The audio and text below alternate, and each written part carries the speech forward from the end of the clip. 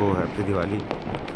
ना मालूम कितने लोगों को मेरी आवाज़ आ रही होगी, लेकिन फिर भी आज चारों तरफ रोशनी ही रोशनी है और पूरे हिंदुस्तान में, यहाँ तक कि दूसरे देशों में भी लोग दिवाली मना रहे हैं और पूरा देश या दुनिया का एक बहुत बड़ा हिस्सा रोशन हो रखा है। तो मैं तो एक अलग ख़्याल इस दिन आया।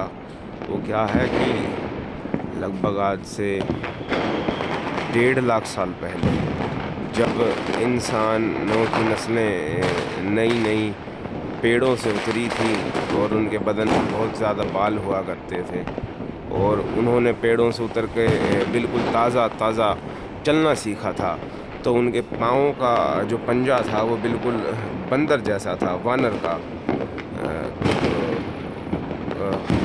तो जब हाथों जैसा था, जैसे हाथ होते हैं, उनका जो पाँव का अंगूठा था वो ज़मीन पे नहीं टिकता था। वो जैसे हमारे आज हाथ का अंगूठा है चारों उंगलियों से अलग, वैसे था। तो और वो ज़मीन पे टिकता नहीं था। कम से कम बहुत 10,000 साल के इवोल्व होने के बाद इंसान आराम से ज़मीन पे चल पाए। वो नाकाबिल थे ज़मीन पे चलने के। बहुत सारी मादाओं ने और नरों ने अपनी कुर्बानी दी थी, वानरों, इंसानी नस्ल के, या हम गए वानरों की नस्ल के। और तब जाके हमारी सभ्यताओं ने चलना सीखा था। कितने ज़ख्म उन्होंने खाए, फिर धीरे धीरे उनका पाँव का अंगूठा बिल्कुल आज जैसे है, तकरीबन ऐसे हुआ और उन्होंने चलना सीखा। फिर धीरे धीरे हमने लफ्ज़ ईजाद किए, हमारी सिंबॉलिक लफ्ज़ आए, हमारी भावनाएं प्रकट हुईं और सभ्यताएं बसीं। हम गुफाओं से आए, हमने कपड़े बनाए, गांव बसाए। हम और हमारे सबसे पहले उन्नत मानव जो कि राम थे या कृष्ण थे या शंकर थे, उन वक्तों की बात है। तो हम राम कह सकते हैं कि पहले उन्नत मानव थे। तो उन्नत मानव के वक्तों पे राम ने इतना बड़ा काम किया और राम की लीला से हम दिवाली मनाते हैं। तो वाक़या इस चीज़ का है। तो दिवाली में जो मैं आपको बताना चाह रहा था, एक वक्त अपना ये प्लेनेट अर्थ, जहाँ पर इंसानों ने चलना भी नहीं सीखा था और रोशनी का तो नामो निशान नहीं था, उसने कैसे चलना फिरना, बोलना, रोशन करना सीखा। और आज अभी इस वक्त पे जब मैं आपको ऑनलाइन तरीक़ों से एक बड़ी अच्छी ईजाद से मैं आपको ये वीडियो दिखा रहा हूँ और आप मेरी आवाज़ तो और आज दिवाली पे इतने पटाखे फूट रहे हैं और हम बिल्कुल लेटेस्ट ज़िंदगी गुजार रहे हैं और सब कुछ हो रहा है। तो इसमें मैं बताना चाहता हूँ कि हमारी सभ्यताएँ किस कदर आगे आ गई है। राम को भी हुए हुए 5,000 साल हो चुके हैं और आज तक हर जगह रोशन है।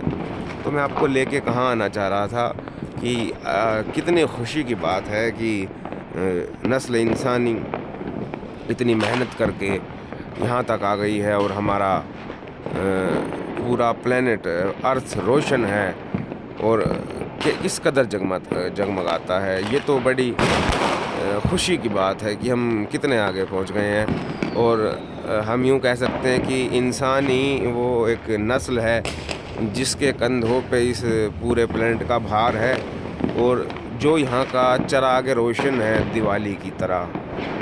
लेकिन इसके उलट हमें ये भी देखना चाहिए कि हम कहाँ और पहुँच सकते हैं, कि हमें आज भी जो जंगल वाले गुण हैं उसको हमें ख़त्म कर देना चाहिए और हमें बिल्कुल ही इंसान बन जाना चाहिए, जिससे मैं चाहूँगा कि आने वाली दिवालियों में ये रोशनी तो बचे, लेकिन ऐसी शोर शराबे की आवाज़ ना हो।